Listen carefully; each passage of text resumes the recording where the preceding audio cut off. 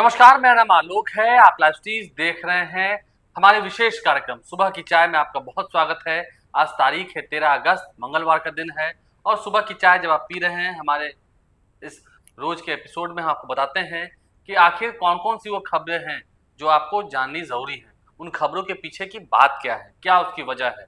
हम आज बहुत सारी खबर बताएंगे, जैसे कि बिहार में अब लैंड सर्वे होने वाला है, जमीन का सर्वे होगा। बिहार सरकार का आ रही है, राजस्व भूमि सुधार विभाग का आ रही है। लेकिन एक चर्चा हर तरफ फैली हुई थी, लोग कानाफूसी कर रहे थे कि क्या सरकार जब जमीन सर्वे कराएगी, लैंड सर्वे कराएगी, जमीन का ब्यौरा लेगी सरकार सभी की जमीन का, तो क्या जमीनें छीनी जाएंगी, खेत खलिहान छीन लिए जाएंगे इसी बहाने। कई सारी बात हो रही थी। इस पर आज पक्की खबर बताएंगे। कल ही लाइव स्ट्रीज ने वो इंटरव्यू किया है, आप देख सकते हैं। लाइव स्ट्रीज में दो इंटरव्यू पब्लिश हुए हैं। एक तो सचिव हैं राजस्व भूमि सुधार विभाग के जय सिंह, उनका इंटरव्यू हुआ। उन्होंने स्पष्ट रूप से बताया है क्या प्रक्रिया होगी, कैसे प्रोसेस होगा। और राजस्व भूमि सुधार विभाग के मंत्री दिलीप जायसवाल ने भी कल खुलकर कहा है। वो इंटरव्यू आप लाइव स्ट्रीज पर देख सकते हैं। दोनों इंटरव्यू देख सकते हैं, अधिकारी ने क्या कहा, मंत्री ने क्या कहा। हमारे साथ रवि उपाध्याय जी हैं, बिहार के वरिष्ठ पत्रकार हैं। इसके अलावा नीतीश कुमार ने जो मौत हुई मंदिर में, सिद्धेश्वर मंदिर में, जहानाबाद जिले के मुखदुमपुर में, उस पर शोक व्यक्त किया है। 4-4 लाख रुपए अनुदान देने की घोषणा की है। कैसे वो घटना हुई ये भी आपको बताएंगे। इसके अलावा बीपीएससी के जो स्टूडेंट्स हैं, जो शिक्षक भर्ती परीक्षा में शामिल हुए टीआरई 3 में, उन पर कल खूब लाठियां चली हैं, खूब पुलिस ने लाठी बरसाई है। उनकी मांग क्या है, मांग कितने हद तक जायज है, और क्या रिजल्ट से पहले एक बड़ा उलटफेर होगा, इसकी संभावना है। इस पर बातें रखेंगे। इसके अलावा देखिए, बहुत सारी खबरें। हम शुरुआत करते हैं, जैसे कि जमीन की अगर हम बात करें, लैंड सर्वे की बात करें, सबसे बड़ी खबर यही है। लालू प्रसाद से कल शत्रुघ्न सिन्हा मिले हैं, वो खबर भी बताएंगे।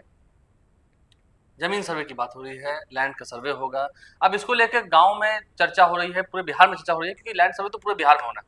हर जमीन का होना है, हर खेत खलिहान का होना है, किसकी जमीन है, सब कुछ आंकड़ा जुटाया जाएगा, लैंड सर्वे होगा।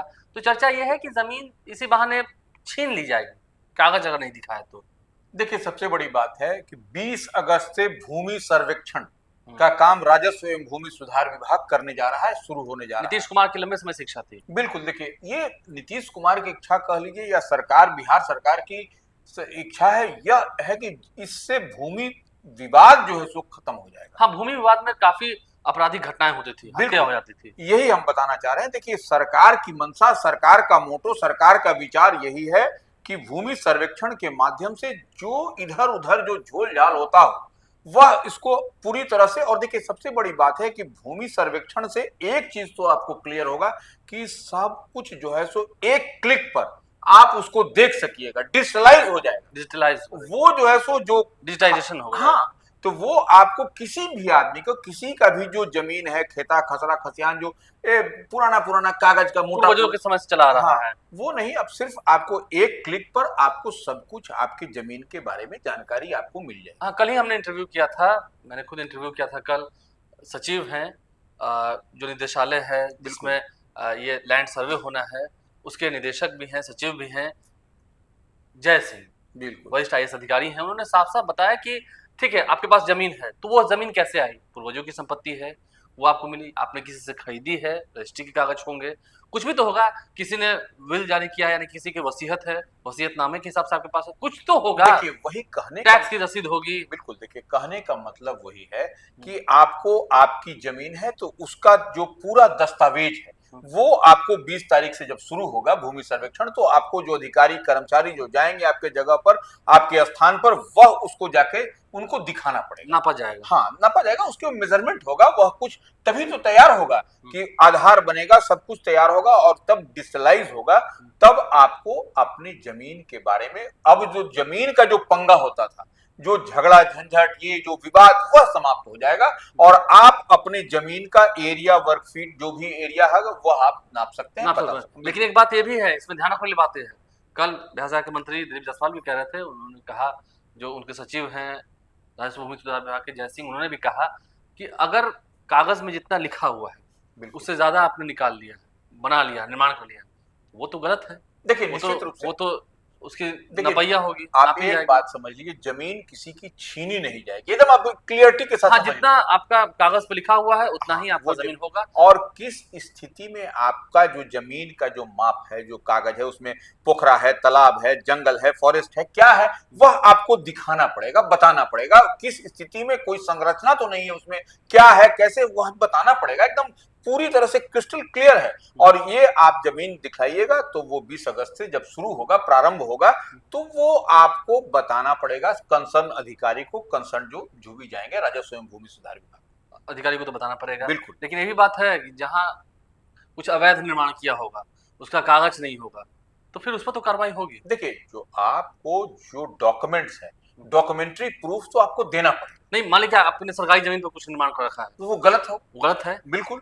देखिए, जो गलत है वो गलत है, लेकिन जो विद इन लॉ, उस पर कानून का डंडा भी चलेगा। बिल्कुल, जो विद इन लॉ है, जो कागज आपका कह रहा है पुराने समय से, तो वही कागज आपको दिखाना और बताना पड़ेगा, तभी आपकी बात होगी, अदरवाइज। लेकिन हाँ, यह बात एकदम समझ लेने की है, किसी की जमीन छीनी नहीं जाए, छीनी किसी की जमीन नहीं जाएगी, ये बात तो क्लियर है, क्रिस्टल क्लियर है बात। बिल्कुल। और अधिकारियों ने भी साफ साफ कह दिया, मंत्री ने भी साफ साफ कह दिया। देखिए, अब आगे खबर की ओर बढ़ते हैं। मुख्यमंत्री नीतीश कुमार ने भी दुख प्रकट किया है और काफी दुखद ये घटना थी। जहानाबाद के मुखदुमपुर में जो सिद्धेश्वर मंदिर है, महादेव का मंदिर है, वहां पर कल सोमवारी थी भी, पूजा करते करते कैसे भगदड़ हुई, 7 लोगों की उसमें दुखद मृत्यु हो गई। बिल्कुल। इस पर मुख्यमंत्री ने शोक संवेदना व्यक्त की है। तमाम जितने पॉलिटिकल लोग हैं, नेता प्रतिपक्ष हों, सभी ने इस पर शोक संवेदनाएं व्यक्त की हैं। नीतीश कुमार ने 4-4 लाख रुपए अनुदान तुरंत उसमें ऐसा इसकी है, घोषणा की है और जो घायल हैं उनका तुरंत इलाज हो। देखिए, जो इसमें निश्चित रूप से 7 लोगों की दुखद मौत हुई है, और वो पूजा पाठ करने के लिए गए थे, उसी दौरान भगदड़ हुई, और वो रेलिंग वोलिंग संभवतः अभी तो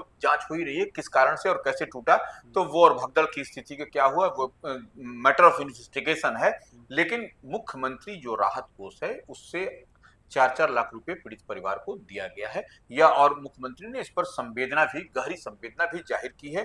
और ये निश्चित रूप से जहानाबाद की घटना है, मखदुमपुर का है, सिद्धेश्वर मंदिर है, तो यहाँ पर सोमवार के दिन कितना बड़ी संख्या में, तादाद में भक्त, शिव भक्त जाते हैं जल ढारने के लिए। और जितने शिवालय हैं वहां पर सभी शिव भक्त जाते हैं, बिल्कुल, पूजा करते हैं, बेलपत्र चढ़ाते हैं, जल चढ़ाते हैं, दुधाभिषेक करते हैं। हर तरफ शिवालयों में मंत्रोच्चारण की गूंज सुनाई देती है, डमरू सुनाई देते हैं, घंटी की आवाज सुनाई देती है। तो ये पवित्र महीना है सावन का, लेकिन ये घटना काफी दुखद है। हम भी लोगों से अपील करेंगे, आप जब मंदिर जाते हैं, ठीक है, जा रहे हैं, आपने पूजा करने का ठाना है, संकल्प लिया है, आप पूजा कीजिए, लेकिन ऐसे धकेल कर नहीं, या किसी अफवाह पर ध्यान न दें। कोई कुछ कह दे कि वहाँ वो है, ऐसा है, अफवाह में भी बहुत भगदड़ होती है। बिल्कुल, निश्चित रूप से। और यही भगदड़ के बाद से ये जो मौत हुई, निधन हुआ इतने लोगों का, 7 लोगों का, और कई लोग जो गंभीर रूप से घायल हैं, उनके भी बेहतर इलाज की सरकार की ओर से, राज्य सरकार की ओर से और स्वास्थ्य विभाग की ओर से पूरी देखरेख के साथ उनका इलाज हो रहा है।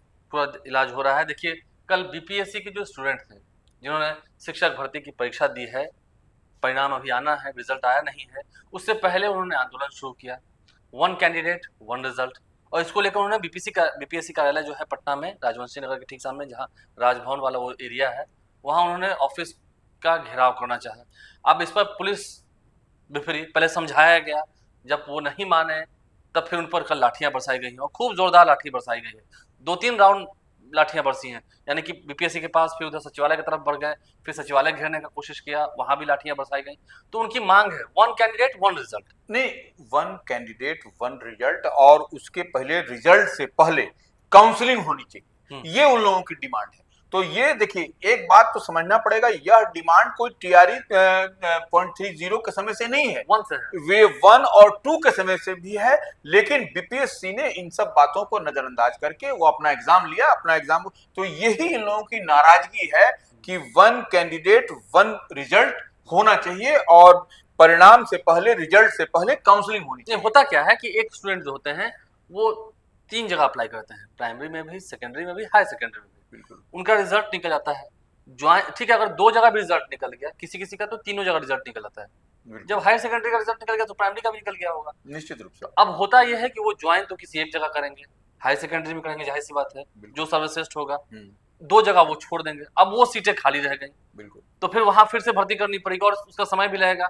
तो स्टूडेंट का कहना है कि एक कैंडिडेट हो तो एक रिजल्ट हो, बिल्कुल, एक कैंडिडेट को एक जगह मौका दिया जाए, यानी कि उनके प्रेफरेंस को घटाने की बात है। लेकिन अब बड़ी बात यह है, मुसीबत की बात है, देखिए, दूसरे हाथ को भी देखना पड़ेगा। एक हाथ में स्टूडेंट्स की मांग है, तो दूसरे हाथ में बीपीएससी की मजबूरी भी है। अब तो परीक्षा हो चुकी, अब तो परिणाम जारी करने की बात है, जो बिल्कुल।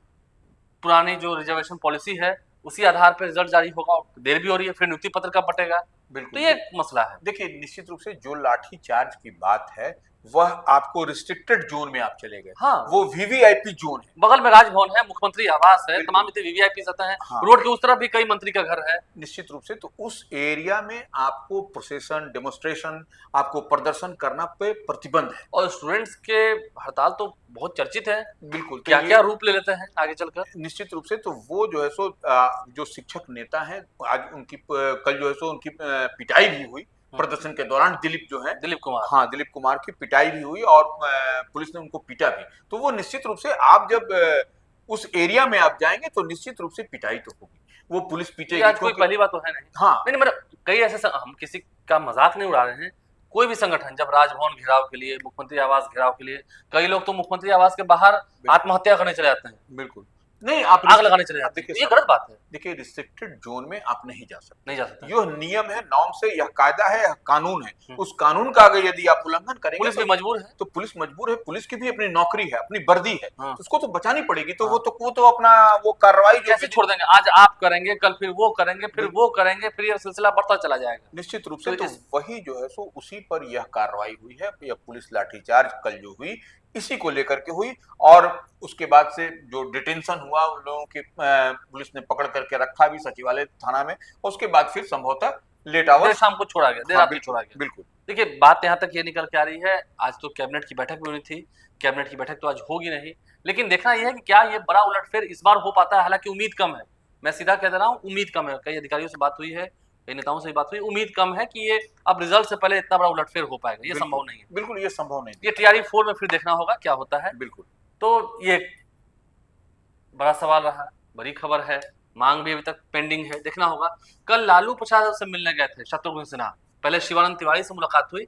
शिवानंद तिवारी आरजेडी के राष्ट्रीय उपाध्यक्ष हैं, उन्होंने कल बताया कि कैसे वो 1970 में जब वो मुंबई गए थे तो शत्रुघ्न सिन्हा ने उस गरीबी अवस्था में, क्योंकि वो संघर्ष के दिन थे, उस वक्त 400 रुपए का मदद किया था, 400 रुपए दिए थे। शिवानंद तिवारी मान रहे थे कि हम लोग मुंबई गए थे तो फिर 400 रुपए शत्रुघ्न सिन्हा ने मदद किए थे, बिहारी बाबू। तो वो एक जमाना था। कल शत्रुघ्न सिन्हा लंबे समय के बाद, शिवानंद तिवारी भी उम्र हो चुकी है, पॉलिटिशियन है, उनसे मिलने गए। उसके बाद फिर लालू प्रसाद से मिलने गए, तेजस्वी यादव से मुलाकात हुई, लंबी मुलाकात हुई 10 नंबर में। देखिए, एक शत्रुघ्न सिन्हा टीएमसी तृणमूल कांग्रेस के सांसद हैं और वो लालू प्रसाद यादव अस्वस्थ चल रहे हैं, तो वह उसी लिहाज से मिलने शिवानंद तिवारी भी गए थे। सब लोग गए और मिले। और देखिए, जब बड़े बड़े नेता मिलते हैं, और इंडिया ब्लॉक महागठबंधन में है ये लोग, तो ये इस बात को समझना पड़ेगा, जब इसी तरह नहीं मिलते हैं बड़े नेता। साल झारखंड में चुनाव होना है, अगले साल बिहार में चुनाव होना है। बिल्कुल, तो ये जब बड़े नेता मिलते हैं तो कुछ न कुछ चुनावी रणनीति, चुनाव मुद्दे पर ही बात होती है। तो इसी तरह कोई बड़े नेता नहीं मिलते हैं। तो शत्रुघ्न सिन्हा भी कहीं न कहीं ममता बनर्जी की पार्टी से हैं, टीएमसी के बड़े नेता हैं, सांसद हैं लोकसभा में। तो ऐसे में जब उनका मिलना, शिवानंद तिवारी का मिलना, लालू प्रसाद यादव जो राष्ट्रीय जनता दल के राष्ट्रीय अध्यक्ष हैं, उनके साथ में जब गहन मंथन हुई, तो कोई निश्चित रूप से कुछ न कुछ बात पॉलिटिकली ही बात हुई होगी, इसमें कहीं कोई शत्रुघ्न सिन्हा का मैंने इंटरव्यू किया, उन्होंने कहा भी कि नीतीश कुमार भी मेरे दोस्त हैं, अच्छे रिश्ते हैं, लालू प्रसाद से भी दोस्ती है, सभी से अच्छी दोस्ती है। तो नीतीश कुमार भी अच्छे दोस्त हैं, लालू प्रसाद भी अच्छे दोस्त हैं। बिल्कुल।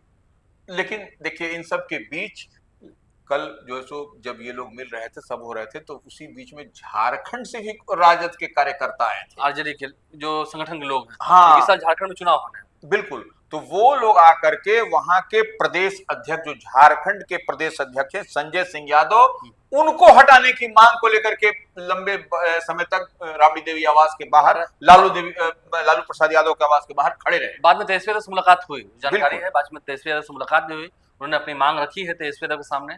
देखना होगा क्या तेजस्वी यादव आरजेडी में, झारखंड इकाई में कुछ बदलाव करते हैं। देखना, क्योंकि साल चुनाव होने हैं, एक तरफ जहां जेडीयू कमर कस चुकी है, बिल्कुल तैयारी कर रही है। इसीलिए वो लोग आए थे कि वो प्रदेश अध्यक्ष जो संजय सिंह यादव हैं, उनके रहते झारखंड में बेहतर परफॉर्मेंस महागठबंधन इंडिया का या राजद का नहीं हो सकता है। अभी तो सिर्फ एक सीट जीती हुई है। हाँ, क्योंकि लोकसभा के चुनाव में उन लोगों का कहना था कि जो प्रदेश अध्यक्ष हैं संजय सिंह यादव, उनका कहीं कुछ नहीं चला, और नहीं किसी को वो, और एक तरह से तो कथित रूप से आरोप भी लगा रहे थे कि पैसा का लेन देन करते हैं वो, और तब जो है सो पार्टी में, संगठन में किसी को पद देते हैं। तो यह कहीं ना कहीं एक बड़ी बात है, और इसी को लेकर के कहा गया कि अगर झारखंड में विधानसभा चुनाव जो इस बार नवंबर दिसंबर में होना है, अगर इनके रहते प्रदेश अध्यक्ष झारखंड के संजय सिंह यादव के रहते हुआ, तो फिर बेहतर परफॉर्मेंस राजद का, महागठबंधन का, इंडिया ब्लॉक का झारखंड में नहीं हो सकता। परफॉर्मेंस अच्छा नहीं हो सकता है, बिल्कुल, ये एक बड़ी बात है। देखिए जो निकल के आए थे तेजस्वी यादव हर एक चीज पर गहन चिंता कर रहे हैं। अभी वो बिहार दौरा भी करने वाले हैं 15 अगस्त के बाद, जो जानकारी है। देखना होगा कब ये यात्रा शुरू होती है। एक और बड़ी बात हुई जी, ये कल एक और बड़ी बात हुई कि बिहार में जो है सो दूसरा एम्स के निर्माण के लिए ये एक पहल हो गई, और उसके लिए बिहार सरकार ने 150.13 एकड़ भूमि हस्तांतरित कर दिया है एम्स के लिए। एम्स के लिए, हाँ, तो ये बिहार एक देश में ऐसा होगा, दरभंगा में जो एम्स बन रहा है। हाँ, दरभंगा में, तो बिहार जो है सो ऐसा होगा, देश का दूसरा राज्य होगा जहां 2 एम्स होंगे, एक पटना और एक दरभंगा में। तो ये एक दो बड़ी एयरपोर्ट भी है पटना हाँ, और दरभंगा में। बिल्कुल। संजय झा जो कि कार्यकारी अध्यक्ष हैं, जेडीयू के सांसद हैं, पहले जल संसाधन मंत्री थे, उनका भी काफी इसमें प्रयास रहे, और फिर अब ये सपना लगता है साकार होने वाला है, क्योंकि लंबे समय तक कुछ बातें अटकी हुई थी। अब वो काम भूमि हस्तांतरित का ही था। हाँ, तो भूमि हस्तांतरित हो गया है। अब उस पर निर्माण कार्य शुरू होगा। अब उस पर निर्माण कार्य शुरू होगा। अब उसमें जितना रिक्वायरमेंट है जो फुलफिल है वहां पर वहीं पर होगा, दरभंगा में।